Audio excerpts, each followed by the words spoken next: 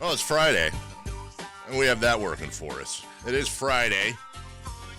For most of you, that means today is the final work day of the week, where you get a couple days off. But as always, very sensitive to those that don't have normal work schedules.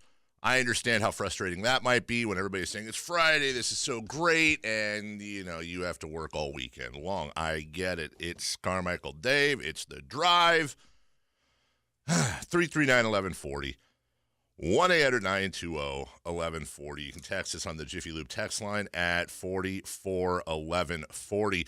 If you listen to the sports update, you probably noticed that Kyle had a different sounding voice. That's because that is not Kyle. That's Chris Verlod, who you hear on the Lowdown with Damien and Jason each and every day. Good morning, Chris. Good morning, Dave. Thank you first off for thank you for getting up this early. What time did you have to wake up this morning? 4:15.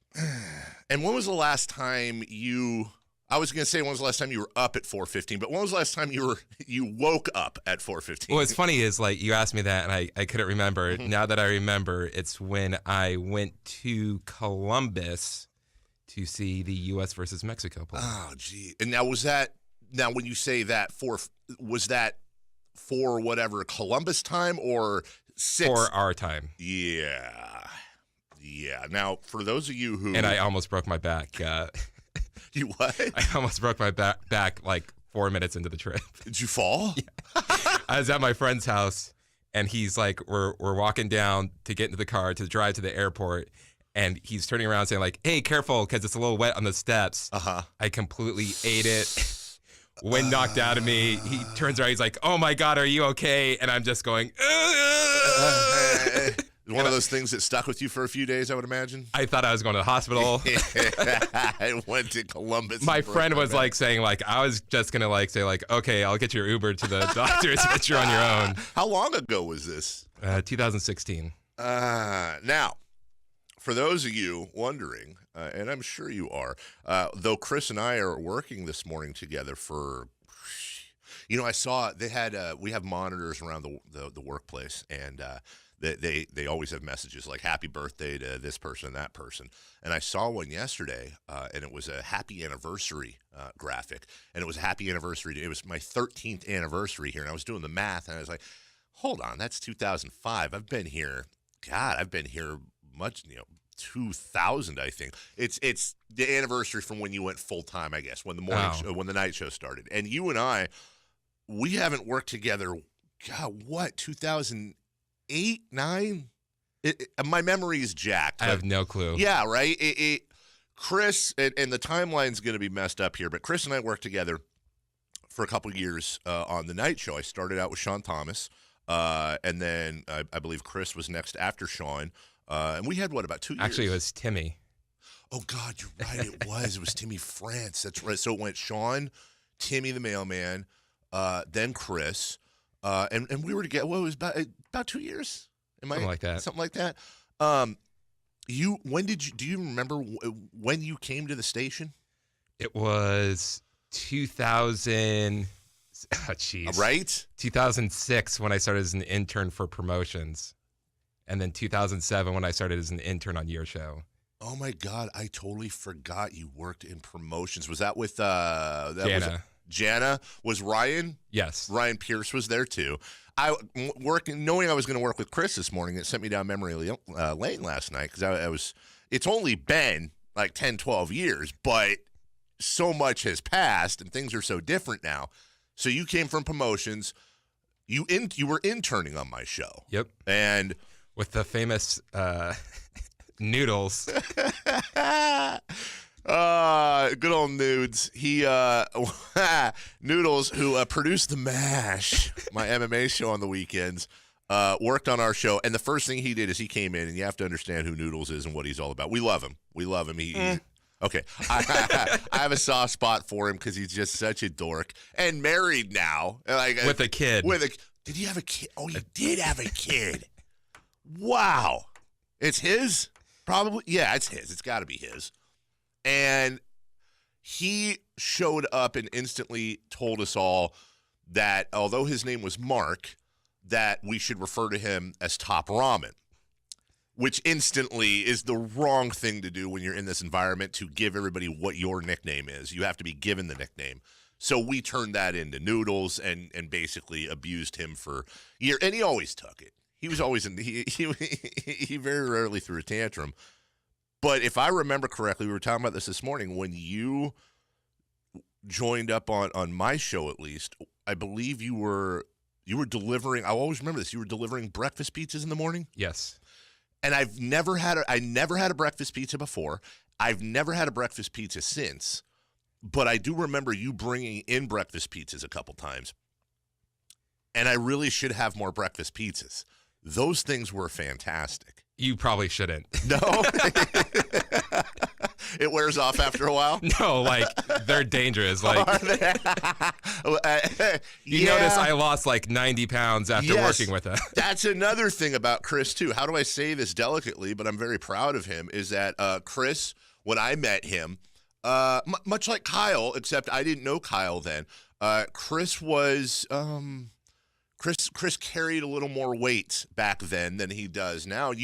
And this isn't one of those things where you dropped a bunch of weight and then, up and down, up and down, up and down. You've kept it off for years now. Yeah. Good for you, dude. Thank you. Now, do you still have to maintain a regular, do you still watch? I know you like beer, I know you have fun and all that, but do you still maintain like you did in the beginning, or have you kind of flattened it out and you have a kind of a schedule now? I basically just don't eat fast food. Is that what it is? Or drink soda. Soda was bad back then. Yeah, and we did nights too. And if I remember correctly, I would have a bag of gummy worms, or like, I've gotten fatter since the night show. You've gotten thinner since the night show. And I think, do you do anything like not eat after X amount, like not eat after 9 p.m. or something like that? Or no. I hear that a lot too. I don't know. No? I don't really pay attention to Exercise? Yeah. Yeah, you go to the gym regularly, Yeah. that type of... Yep. Wow. Good for you, dude. Good for you. You've had and the thing I've always enjoyed about Chris too, not that it's a bad thing if he was the opposite, but you've worked here so long, and Chris, listen, understand please, Chris is and Damien would tell you the same thing, and so would Jason, who's our PD, that if you need something done, if you tell Chris what to do, or if there's a project or whatever. If you say we need someone at 6 o'clock in the morning. Chris is going to do it. Chris is going to do it, period, end of statement. But you've never, just to get behind the glass here for a minute or two before we break, I hope I got this right, but you've never really longed to be a show host, I don't think. That's just, you don't mind talking on the air, but that 99% of the people that come here to work the board or intern or whatever, they want their own show, and there's nothing wrong with that. That's never really been your gig. I like to be the guy behind the guy. Right. And I won't get totally in trouble for something that somebody says. Right. Yeah, you'll just want. That's probably part of the reason why you've lasted so long, is you don't have to stick your neck up for the blades coming around. And we've seen a lot of people come and go. Joe Pittman and I started here way long ago. Then I think you and Deuce kind of came in. Deuce came in a little after you. Before. Was he before you?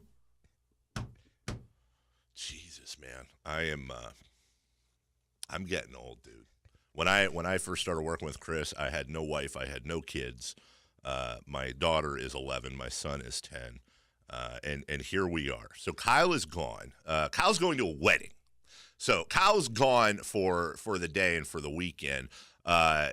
Chris is filling in. And Chris will also, if he hasn't noticed already, between working on this show after working on The Lowdown for so long, the professionalism line is far different here than it is noon to 3. And I mean that on the lower spectrum. Damien is very organized, very directed, very prepared. We do none of that. There's no prep whatsoever. We just come out and do our thing. So we appreciate Chris kind of not only filling in, but putting up with us today in place of Kyle and getting up this early. We have a big show today. Sean Salisbury is normally at 7:35 on Fridays. Sean's having LASIK surgery today, which is awesome for him. He's having that. Called me last night, said, hey, I can't come on at 7:35. So he's actually going to join us at 6:35 early. We'll re-rack that at 8:35. Dave Richard makes his return after 3 weeks of us missing each other. We'll talk fantasy football. A lot of you having your last week before playoffs. It's a huge week for you. He'll help you with pickups, waivers, etc.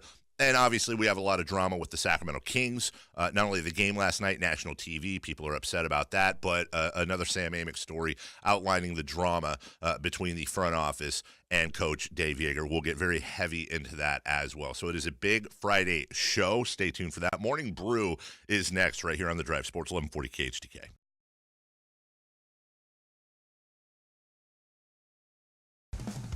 They're scrambling a turnover at midcourt. Fox lost it.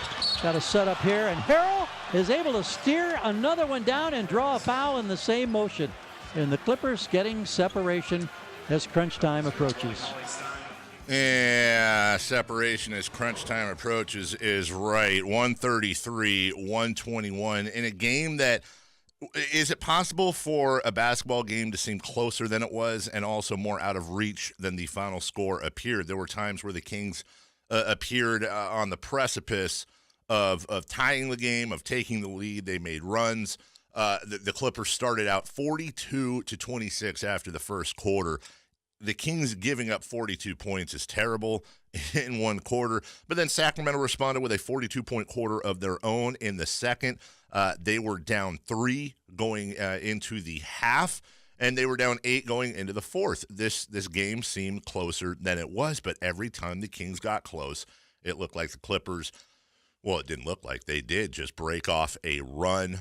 The Kings were killing them in the paint, but it also seemed like the Clippers could get to the rim any time they wanted. The perimeter defense for Sacramento was terrible. And Montrezl Harrell, the greatest Montrezl to ever play in the NBA, 24 points, 6 boards on 8 of 10 shooting.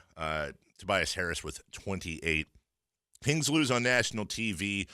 And Chris, the natives here are restless. The Kings fans are never get too high, never get too low. But my goodness, there are a lot of Kings fans right now that are very upset. Can I say that the play that encapsulated it was closer than it was, but really out of reach, was that turnover, Kings down by 3.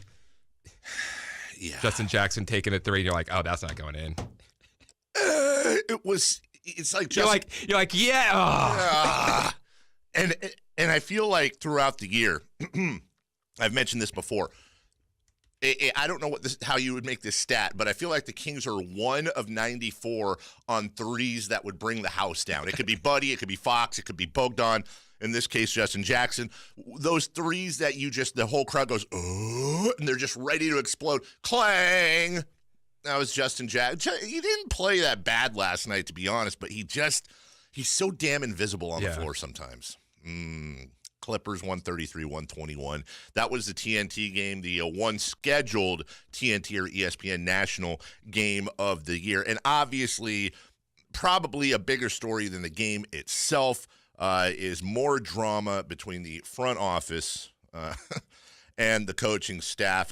This isn't a radio bit. I was thinking a lot about this last night, and I want to propose a compromise. I want to propose something that I think the Kings organization could do that wouldn't fix this thing perfectly, but if no one's getting fired, if no one's getting disciplined, whatever it is, and we're stuck with each other for the rest of the season, I think maybe this might be something that could work for both sides. And it's not a joke. I'm not making a bet. I really do think this is something that could work, and we'll get to that a bit later. Number 2.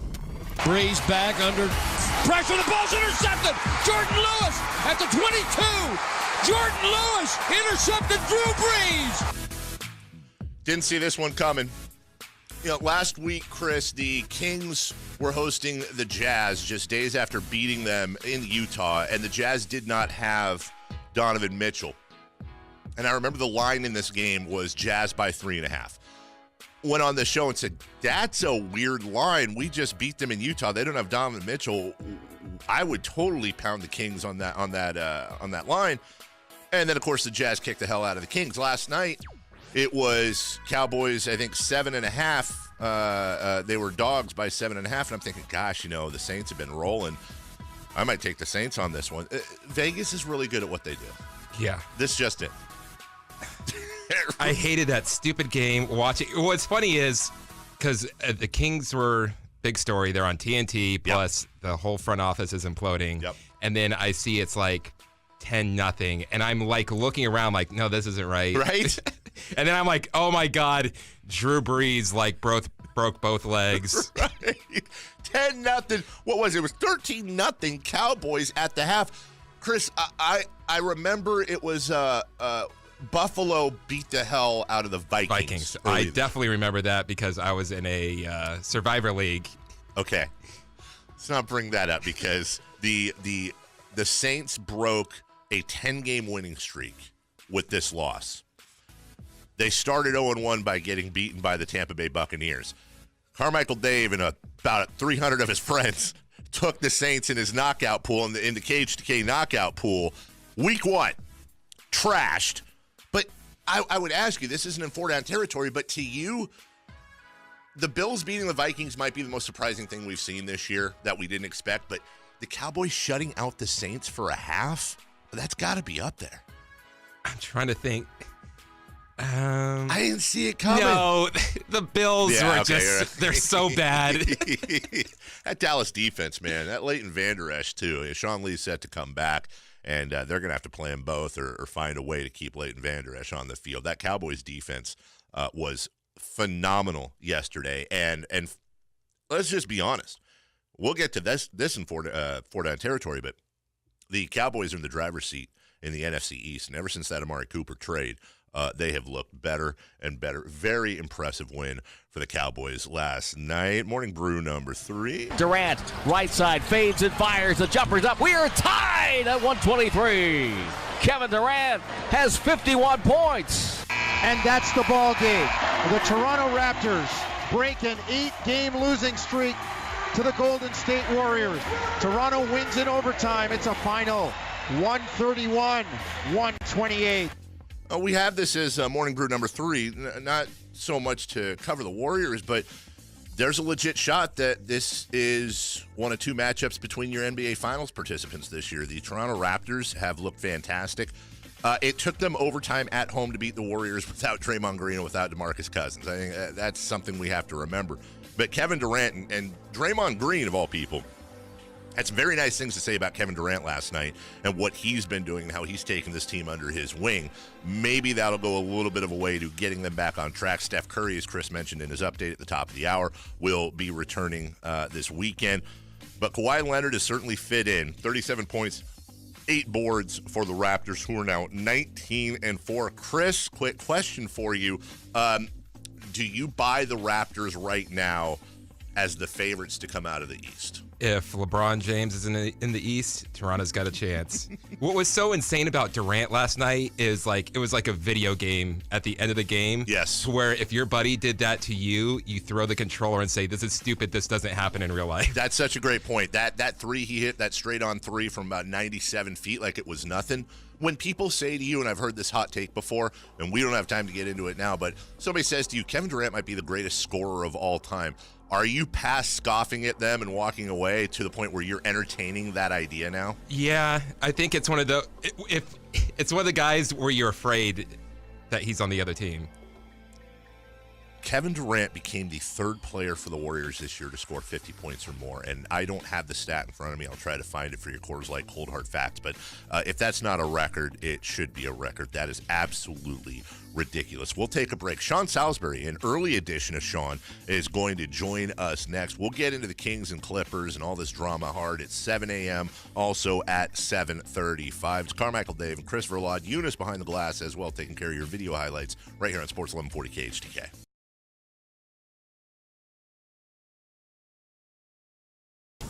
This is Chris Verlod with your top stories on Sports 1140. Sacramento Kings lost to Los Angeles Clippers 133-121 at Golden One Center last night. Kings will try and break a 3-game losing streak tomorrow night against the Pacers. You can listen to Saturday's game right here on Sports 1140.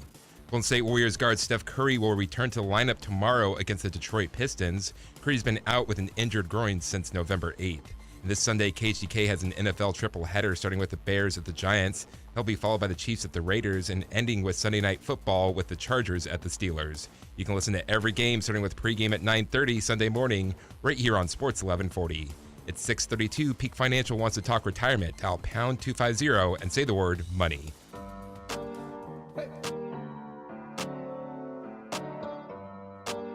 Here we go. The drive continues now. All right, that was Chris Verlod on the updates, filling in for Kyle Madson. I'm Carmichael Dave. Welcome into the drive. We will get to Kings Clippers and Kings drama at 7 a.m. Also, 7:35. Dave Richard will have all of your fantasy football notes at 8:05. Sean Salisbury normally joins us at 7:35, and that's why I love Sean. Sean calls me last night and says, "Hey, listen, I've got a surgical procedure this morning. I can't make it at 7:35, but I can come on earlier." Not, "Hey, I'm having surgery today. I can't come on. I'm having surgery today. I need to come on earlier." And, of course, me being the not-so-good friend that I am, I took him up on it instead of what I probably should have done, which said, "Sean, just relax and have your surgery." But, hey, Sean's too good of a talent. I can't pass him up. It's the best part of my show all week. Sean Salisbury with us right now. Sean, buddy, how are you? I'm good, man. Good to be with you. Happy Friday, brother. Now, Sean, you've shared more serious things on the show in the past, so I certainly hope I'm not breaking a confidence by saying that you are in just a few hours going in and you're getting the LASIK procedure done, which I'm really excited for you. My wife could barely see when I met her and wore glasses and the whole deal, and she got that procedure about 7 years ago. And, dude, she has better vision than I do now, and I don't wear glasses. So it's a whole new world, brother. Yeah, and I went in, I'd had it like 20-plus years ago, near the end of my playing career, right when I started at ESPN, or the year before, I should say. And it was weird. It was like a film was lifted off. And I've always had pretty good eyes. They're still not bad. They're just not great. Like, I mean, I get frustrated because I want to wear glasses, like, driving at night to see far away, or go to a game and squint to see the small part of a scoreboard. So I'm just obsessive about that stuff. So I had it, and I remember the first time, a couple days later, I went out and played golf. Mm-hmm. Like, you can actually see your golf ball down. You know, like, where's it at? It's pretty cool. So after all the years, wears out. So I'm getting what they call monovision. This is a great doctor here, and they're just going to do my right eye because that's my dominant eye, so I can see far. They're going to leave the left eye alone, so I don't have to put readers on, because once you do it, it's hard to adjust for readers. So.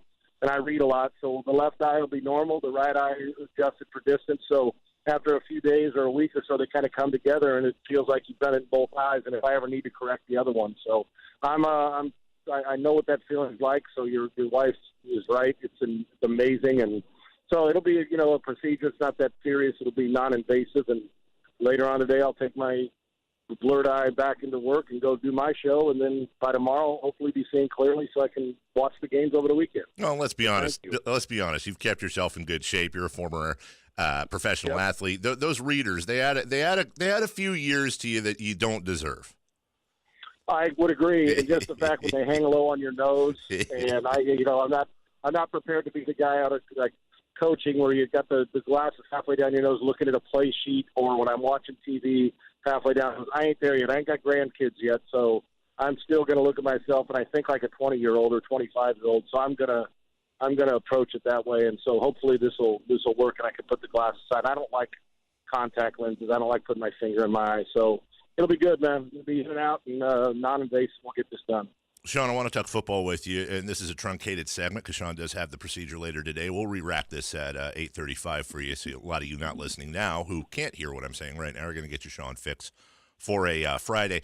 I don't expect you to pay attention to everything in sports, and it's always nice to have a fresh set of eyes and ears on something. We have a situation in Sacramento where the Kings have had a better start than pretty much anybody thought. They're 10-11 going into December after playing the third toughest schedule in the NBA. There was a story that broke about a week and a half ago with Yahoo, basically saying that there was a disagreement between Coach Dave Yeager and the front office, and there was somebody in the front office that felt if he didn't start playing Marvin Bagley more and the young guys more, it could lead to his dismissal. And this has exploded. Another story hit yesterday naming the assistant GM as the source. Yep. Dave Yeager, according to the article, booted that assistant GM from practice yesterday. You came from an athlete point of view, but you know a heck of a lot more than we do as far as coach and front office type situations. In your opinion, is this something that the organization should step right up, and does somebody need to be fired, or is this more common than we think, and can they work together? Well, the disagreements are extremely common in sports between head coach and front office. The problem is, how long do you let it fester? For instance, in San Diego, when A.J. Smith was there and Marty Schottenheimer was the coach, you fire a 14-2 coach because the two can't get along. We see it all the time. I mean, at some point in time, I assure you, Elway and Vance Joseph have had their differences. I assure you that Greg Popovich and in their situation, or Belichick in the front office, they've had their differences, and that's okay. If I was hiring a front office and a coach that were all robots and all thought the same, and a scouting staff and a general manager, then my team's not going to be very good. Now, we can all be like-minded where we know what we like and what we're trying to build here, all on the same page. It's like building a house. You know you need the foundation. You're not going to build it on sand. You're going to build it on concrete or steel, and you're going to continue to build from the bottom up. And it's the same in an org. It sounds cheesy, but it's true. You want everybody headed in the same direction. You don't want the 1, 2, or 3 people that think so different from you that it's combative. It's okay to think different.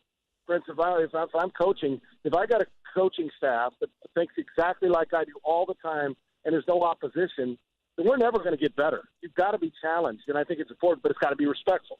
So in the case of the Sacramento Kings, and I have obviously followed the story and seen what's gone on, I think that I know you shouldn't fire somebody right away. Hell, the Sacramento Kings record's better than the Houston Rockets record. Okay, we're 9-11 here. Should they fire D'Antoni right now because not playing any defense, and when Chris Paul's not on the court, they're not very good, and James Harden's carrying the load? No. Now some do it because it's just unfixable. I don't believe it's unfixable yet. I think that's part of the problem. If you keep making changes immediately, you can never get better. You got to fight through this. What do you ask your players to do, Dave, every day? Work hard. Fight through adversity. Yep. Deal with failure and deal with success. So let's find out how they deal with it. If you're in the front office or Vlade and you're trying to, and then the assistant GM and the head coach, let's see if we can work it out. Then if it festers and all of a sudden you're beating each other's head against the wall 40 games in, and it's the same thing, bitching and complaining, it's slowing the process of a young player or a group of players getting better. If the organization's not getting better, if it is so combative, then you got to make a decision on who's more important, the assistant GM, the head coach, and let's move from there. But you hired this head coach for a reason. You hired him to make decisions. Let him. Even though we may agree or disagree with some of the decisions he's making, he's on the court with his team every day.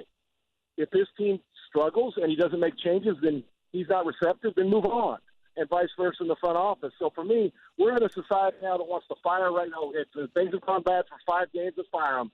They're arguing, fire them. This happens every day during draft time. It's happening in the NFL. Bill O'Brien's going to battle with Brian Game.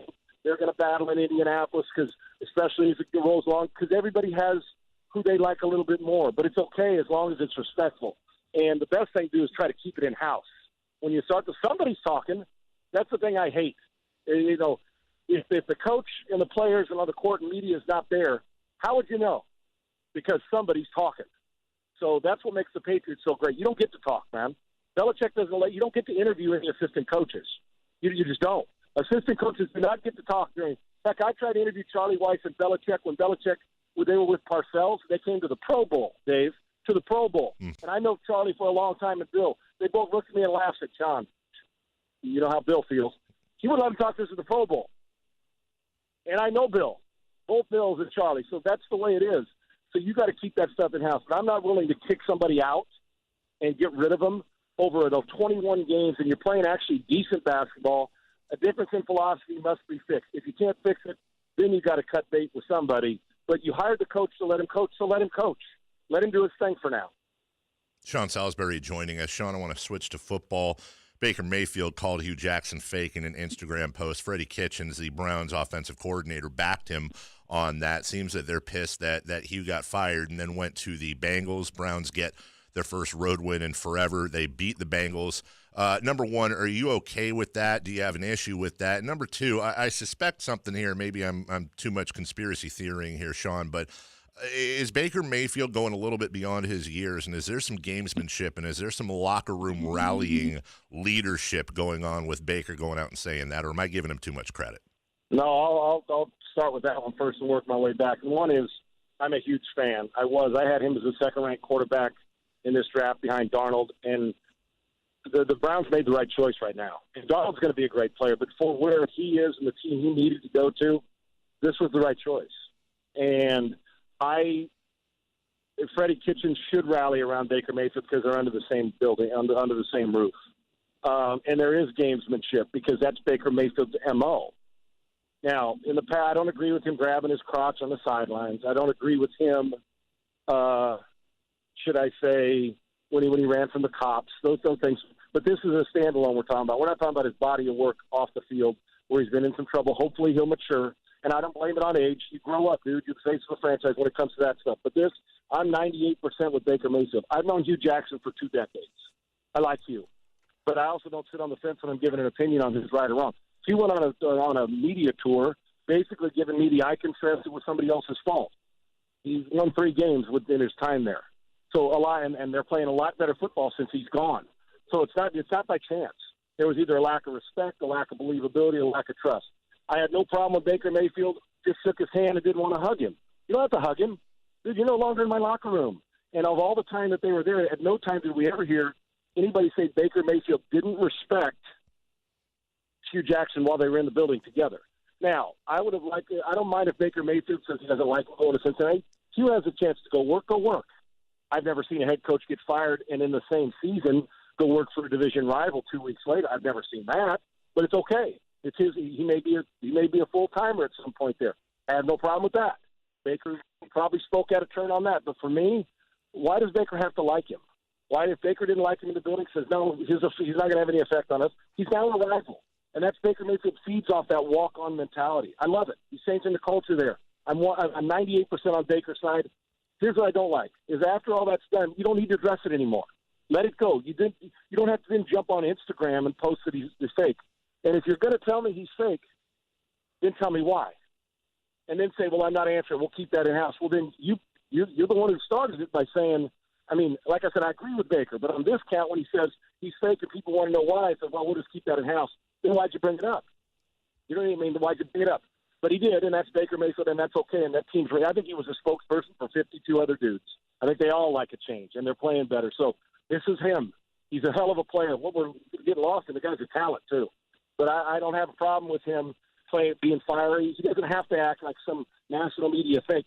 He does not have to act like everybody else. He doesn't have to act like Matt Ryan, who acts like Russell Wilson, who acts like Deshaun Watson, who acts like Tom Brady. He doesn't have to act like those guys. He's allowed to act McMahon. He was fiery. Jim did it his way. Marino's done it his way. Jim Kelly did it his way. Hell, Brady's fiery. He'll grab you around the throat and cuss you. So I don't know why we have to have Baker Mayfield be Mr. Pigeonholing into, you got to act like this. You're the quarterback. No, you don't, actually.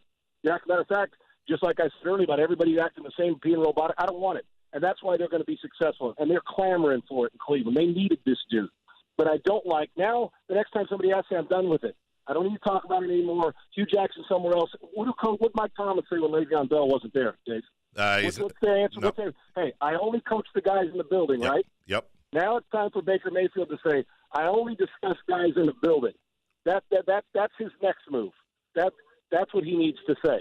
So now it's done. You said it. Now go play good football, kick ass, and take care of your business. I don't like a guy having to go on Instagram and call a guy fake. That was the last part of this. If he just left it at the press conference, no problem here for me. But I think that part's the end. But I want him on my team. I think he's going to be a hell of a player. And at some point in the next couple of years, they're going to be the biggest threat in the division to the Pittsburgh Steelers. You watch. Sean Salisbury always sees things clearly. He'll be seeing them even clearer later this afternoon, and we appreciate him coming on when he's got a little bit of LASIK surgery coming up in about an hour. You can listen to him 1 to 4 p.m. our time, Sports Talk 790, and, of course, follow him on Twitter, one of the best sports follows in the business, at Sean Unfiltered. Always appreciate you, brother. Good luck today, and we'll talk to you next Friday. Thank you, my man. Appreciate you. Have a good one. All right, you too. That is Sean Salisbury. We'll re-rack that at 8:30. Coming up next, we will talk about the Cowboys-Saints last night. I want to get back to this Baker Mayfield stuff. And then the Kings-Clippers and all the Kings drama coming up at 7:05. We'll hit it again at 7:35 as well after Dave Richard. That's The Drive, Sports 1140 KHTK.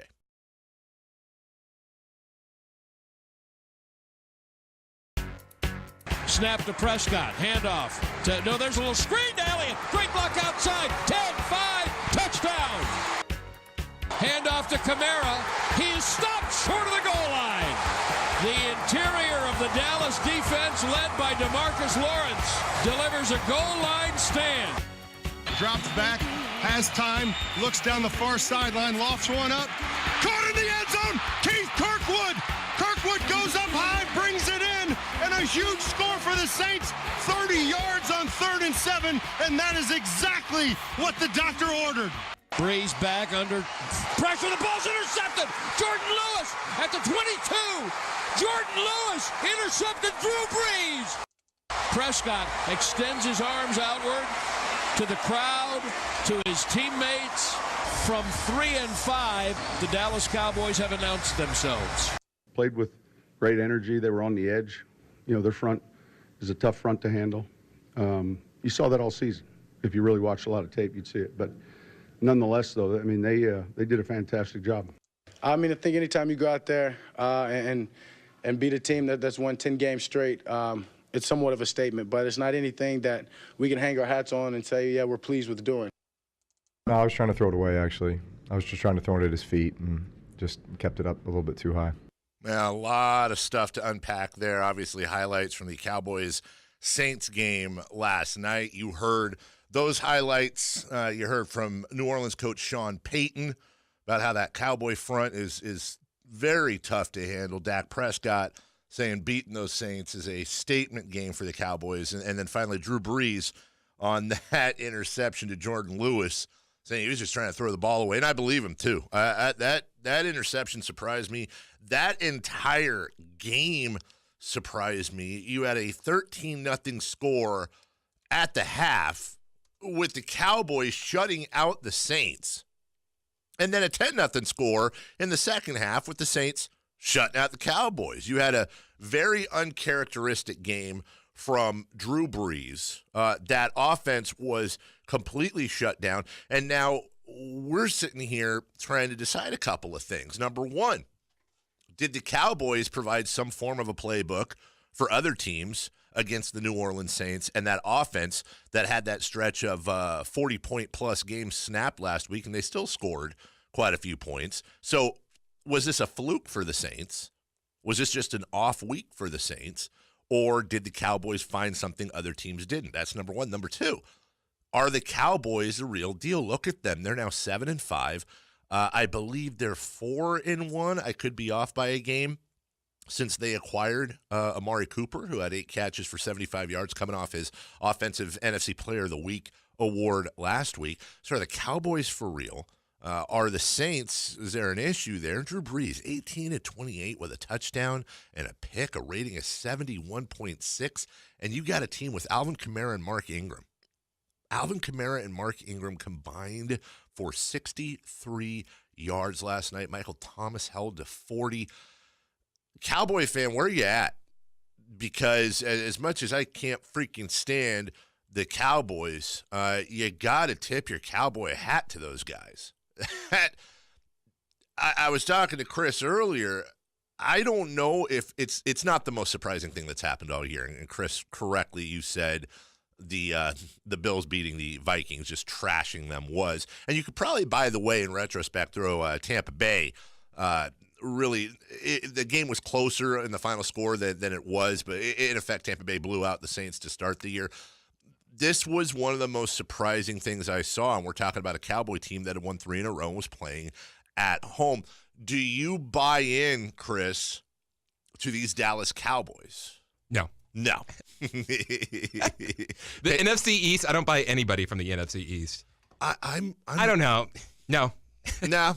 Well, I mean, you look up the Cowboys are plus 24. Okay, whatever, and just put that in perspective. The Chiefs are plus 110. The Bears are plus 106. The Rams are plus 107. So plus 24 in the thing. But momentum's a big deal. Amari Cooper has obviously helped them out. What about the Saints? The other thing I brought up was, do you think this is more of the Cowboys expose something that other teams can hop on with the Saints, or do you think this is just one of those off weeks every team seems to have? Man, I hate saying oh, the Saints are done. Even last year when they weren't offensively as a powerhouse as they were years before. Sure. But I mean, Drew Brees is your quarterback, finding every single wide receiver that you've never heard of ever. Yeah. And scoring touchdowns. I think it was just an off week for them. We got to go to break. I got to ask you. I forgot to ask you this earlier. We're getting into the playoff section of fantasy football. I don't want to talk about this. Because it is an honor to work with the champ. And I want to be able to work with the champ in the future as well. I got to understand how the succession goes. And by the way, if you haven't checked it out, go to the KHK YouTube channel. Not only can you find YouTube archives of the show we do day after day, but also I believe you can find the Champ Chronicles throughout this year. My personal favorite videos this station has ever turned out, starring our good friend Ron and also the champion himself, Chris Verlod. We'll take a break when we come back. All right, Kings fans, here we go. Kingsaholics Anonymous, 7 a.m. We're going to hit this hard, too, at 7:35 with 4 Down Territory sandwiched in. We're going to get into last night's game, and we're going to get into this drama. And I think I've come up with a compromise that I'd love to see them explore. It's The Drive, Sports 1140 KHTK.